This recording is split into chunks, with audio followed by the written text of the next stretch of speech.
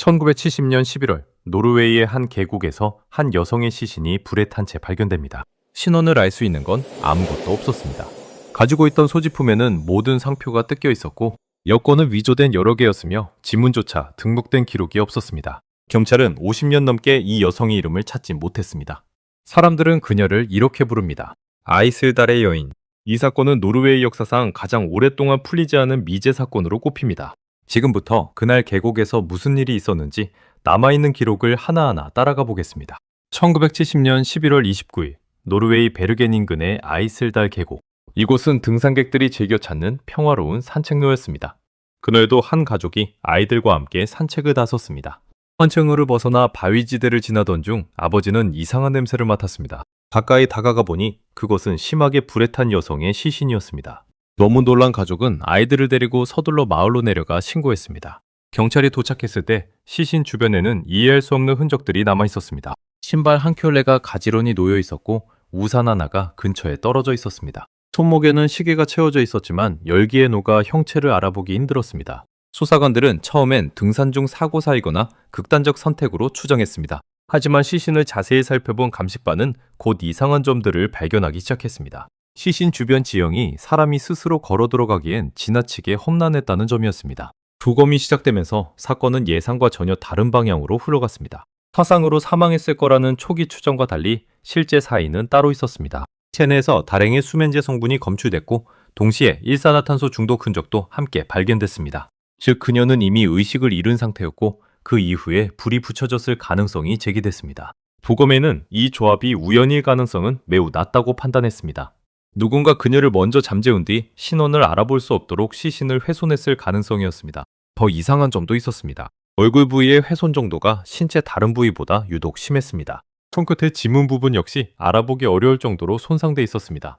마치 누군가 신원 확인 자체를 막기 위해 의도적으로 특정 부위를 집중적으로 태운 것 같았습니다. 검찰 수사는 이 시점부터 단순 사고사가 아닌 명백한 타사 의혹 사건으로 전환됩니다. 수사팀은 그녀가 사망 전 머물렀던 여러 호텔을 역추적하기 시작했습니다. 놀랍게도 그녀는 짧은 기간 동안 한 도시에서만 여러 호텔을 옮겨 다니며 투숙한 기록이 있었습니다. 호텔 직원들의 증언을 종합하면 그녀는 키가 크고 세련된 옷차림에 여러 언어를 유창하게 구사했습니다. 프랑스어, 독일어, 영어를 자유롭게 넘나들었고 어떤 직원은 그녀가 러시아어 억양도 알아챘다고 진술했습니다. 숙박비는 항상 현금으로 지불했고 신용카드나 수표는 한 번도 사용하지 않았습니다. 방문객은 없었지만 종종 밤늦게 혼자 외출했다가 새벽에 돌아오는 모습이 목격됐습니다. 한 호텔방에서 발견된 여행 가방 안에는 수사관들도 예상 못한 물건들이 들어있었습니다. 변장용 가발 여러 개, 다양한 스타일의 옷까지, 그리고 정교한 화장도구 세트가 있었습니다. 특이하게도 모든 의류의 상표와 세탁 라벨이 하나하나 정성스럽게 제거돼 있었습니다. 이는 우발적인 행동이 아니라 오랫동안 습관화된 신중한 절차처럼 보였습니다. 가장 결정적인 물건은 여권이었습니다. 최소 8개 서로 다른 위조 여권이 발견됐습니다. 각각의 여권에는 다른 이름, 다른 국적, 다른 생년월일이 정교하게 기재돼 있었습니다.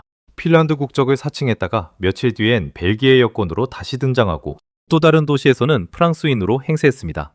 호텔 투숙 기록을 대조한 결과 그녀는 이 모든 신분을 마치 옷을 갈아입듯 자연스럽게 오갔습니다. 위조 수준 또한 상당히 정교해서 당시 국경 검문을 여러 차례 무사히 통과했을 정도였습니다. 그녀의 소지품 중에는 손으로 쓴 암호 수첩도 있었습니다. 숫자와 알파벳이 규칙적으로 뒤섞인 이 기록을 노르웨이 정보당국이 넘겨받아 분석에 나섰습니다. 일부 구간은 여행 경로나 일정으로 추정됐고 어떤 부분은 만남 약속처럼 보이기도 했습니다. 하지만 암호체계 전체를 완전히 해독하는 데는 끝내 실패했습니다. 여기에 더해 여러 목격자들의 진술이 이어지며 의혹은 점점 커졌습니다. 그녀가 노르웨이의 군사시설이나 방위산업체 인근에서 자주 목격됐다는 증언이 다수 나왔습니다. 한 목격자는 그녀가 지도를 들고 특정 지역을 유심히 살피던 모습을 봤다고 진술했습니다. 또 다른 사업가는 학회에서 그녀를 만났는데 대화 중 국방 관련 화제가 나오면 유독 예리한 질문을 던졌다고 해상했습니다. 이 모든 정황이 하나씩 쌓이면서 사람들의 입에서 자연스럽게 한 단어가 나오기 시작했습니다. 스파이. 이 사건이 벌어진 1970년은 냉전이 세계 곳곳에서 은밀히 진행되던 시기였습니다. 노르웨이는 나토, 즉 북대서양 조약기구의 회원국이면서 동시에 소련과 국경을 맞댄 유일한 두유럽 국가였습니다. 이런 지리적 위치 때문에 노르웨이는 동서정보전의 최전선으로 여겨졌습니다. 실제로 이 시기 노르웨이에서는 여러 건의 첩보 관련 사건이 실제로 적발되기도 했습니다. 이런 배경 속에서 여러 개의 위조 신분을 쓰고 다니는 여성의 존재는 자연스럽게 첩보 활동과 연결됐습니다. 일부 연구자들은 그녀가 동구권 정보기관 소속 요원이었을 가능성을 제기합니다. 반대로 서방 정보기관을 위해 활동하던 이중 스파이였다는 추측도 있습니다. 심지어 그녀가 특정 국가의 방위산업 기밀이나 군사기술을 노리고 접근했다는 가설도 나왔습니다. 일부는 그녀가 임무 수행 중 정체가 발각되어 제거된 것이라고 주장합니다. 또 다른 이들은 그녀가 오히려 조직을 배신하려다가 살해당했을 가능성을 제기합니다. 하지만 이 모든 것은 어디까지나 정황에 기반한 추측일 뿐 명확한 증거로 확인된 적은 없습니다. 노르웨이 정부는 관련 수사 기록 일부를 오랫동안 비공개로 유지했습니다. 이 조치 자체가 오히려 음모론에 힘을 실어주는 결과를 낳기도 했습니다. 결국 당시 경찰의 공식 수사는 다음과 같은 결론으로 마무리됩니다. 신원 미상, 사망 원인 불명확, 범죄 여부 판단 불가. 사건은 그렇게 미제로 남은 채 서랍 속에 봉인됐습니다.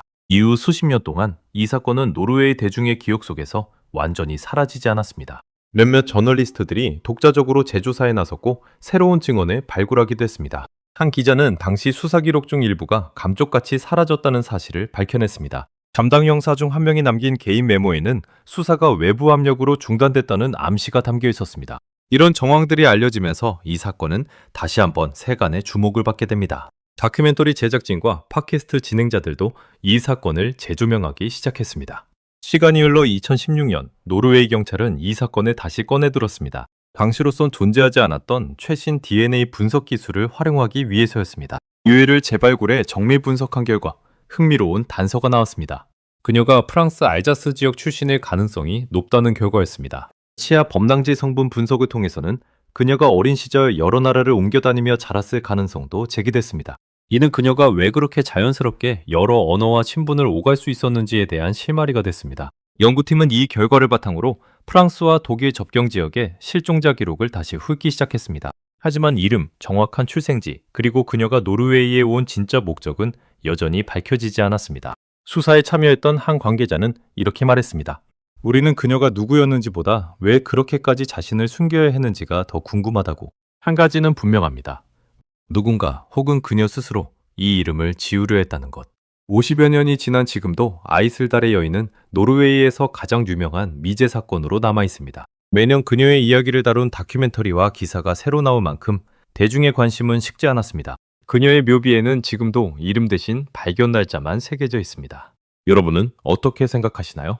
그녀는 정말 스파이였을까요? 아니면 전혀 다른 이유로 신분을 숨겨야 했던 걸까요? 댓글로 여러분의 추리를 들려주세요.